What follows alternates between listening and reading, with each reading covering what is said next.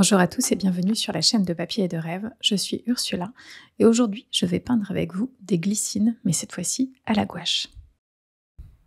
Alors j'ai envie de faire une gouache vraiment très minimaliste, très simple avec quelques traits, et pour ça je commence d'abord par faire un fond. Cette fois-ci je n'ai pas voulu faire un fond en mettant de l'acrylique comme je le fais en ce moment. J'ai juste voulu faire une sorte de forme un petit peu irrégulière pour mettre en avant les glycines, et vous allez voir que je vais les faire sortir un peu de cette forme pour donner un peu plus de dynamisme. Mais pour l'instant, donc je fais cette forme avec la terre de sienne naturelle et du blanc pour avoir une sorte de couleur beige un peu foncé, un peu couleur sable, qui sera une couleur complémentaire en fait au violet des glycines et qui permettra aussi de les faire ressortir.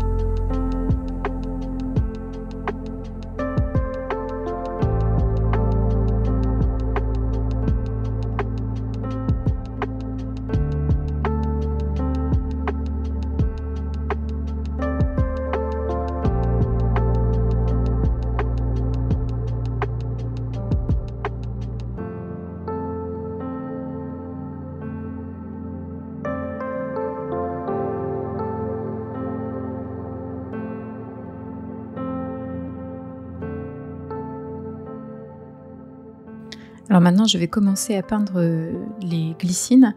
Alors j'ai attendu un tout petit peu pour que le fond soit à peu près sec. Je n'ai pas attendu jusqu'à ce qu'il soit complètement sec non plus, mais j'attends juste un tout petit peu pour que les couleurs ne se mélangent pas trop. Et donc pour les couleurs justement, j'utilise la couleur lilas de Holbein que j'ai dans ma palette. Donc je l'ai mélangé avec un petit peu ce qui est resté sur ma palette, mais ça reste quand même Holbein en majorité.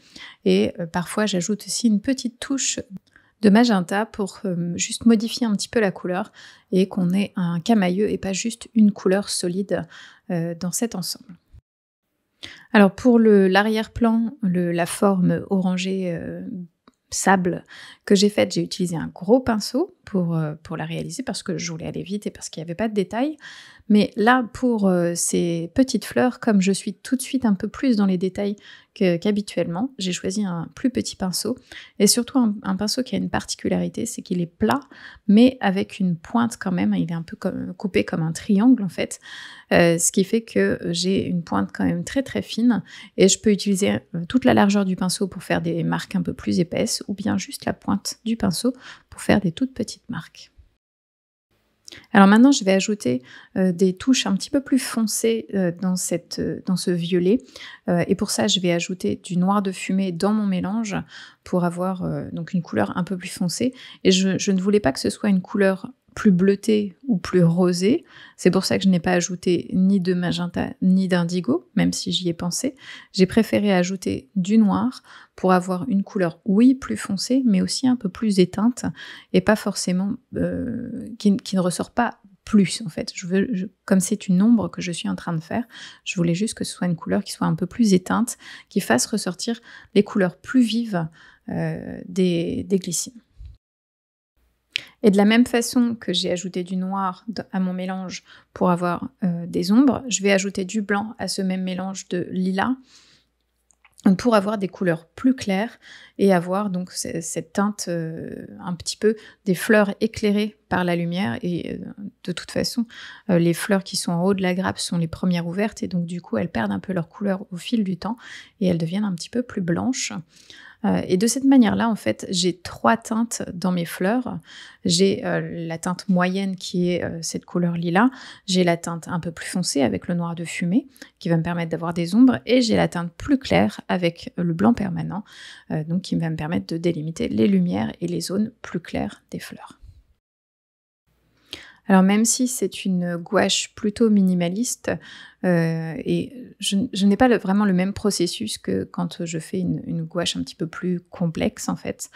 J'essaye juste, pas forcément d'aller vers plus de détails, mais juste de penser chaque coup de pinceau pour qu'il représente quelque chose et économiser quelque part les coups de pinceau, pour ne pas flouter trop l'image, pour ne pas trop en rajouter en fait.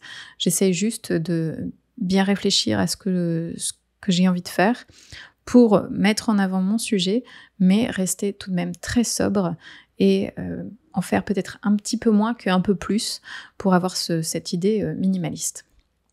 Alors là, je suis en train de dessiner les branches de cette glycine et vous voyez que je sors du cadre pour donner un peu plus de dynamisme à mon image. Alors pour le marron que j'ai utilisé un peu ce qui restait dans ma palette. C'est très certainement un mélange d'indigo, de rouge Windsor, un peu toutes mes couleurs mélangées pour faire un marron. Mais en tout cas, c'est une couleur très neutre, pour juste signifier qu'il y a des branches en plus sur cette glycine. Et maintenant, je vais ajouter les feuilles sur ma glycine. Et pour ça, j'utilise un mélange d'indigo, de jaune sans cadmium et d'un peu de blanc pour avoir des feuilles qui ressemblent un peu à mon image de référence que je vous ai montré juste avant. C'est des feuilles qui sont très vert tendre parce qu'elles sont toutes jeunes et en plus elles sont beaucoup dans la lumière, donc en fait elles sont très très lumineuses, très quasiment blanches en fait, mais je voulais avoir cette petite teinte de verte qui me permet d'un peu relier tous les éléments ensemble et ajouter un petit quelque chose de plus dynamique aussi à mon image. Et pareil, sur ces feuilles, je vais juste essayer de travailler un petit peu plus un camailleux de vert pour ne pas juste avoir un vert plat et c'est tout.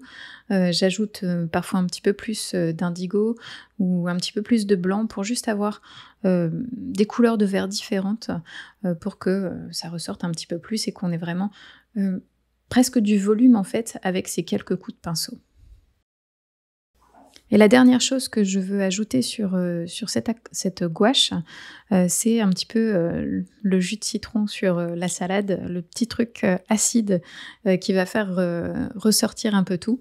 Je vais prendre cette couleur turquoise que j'aime beaucoup et je vais la placer à quelques endroits, un petit peu dans les fleurs et un tout petit peu dans les feuilles aussi, pour avoir un lien et quelque chose qui se passe, une couleur qui vient un petit peu en rupture en fait de ces jolis camailleux pour les faire ressortir et pour avoir cette petite touche d'acidité qui me plaît bien.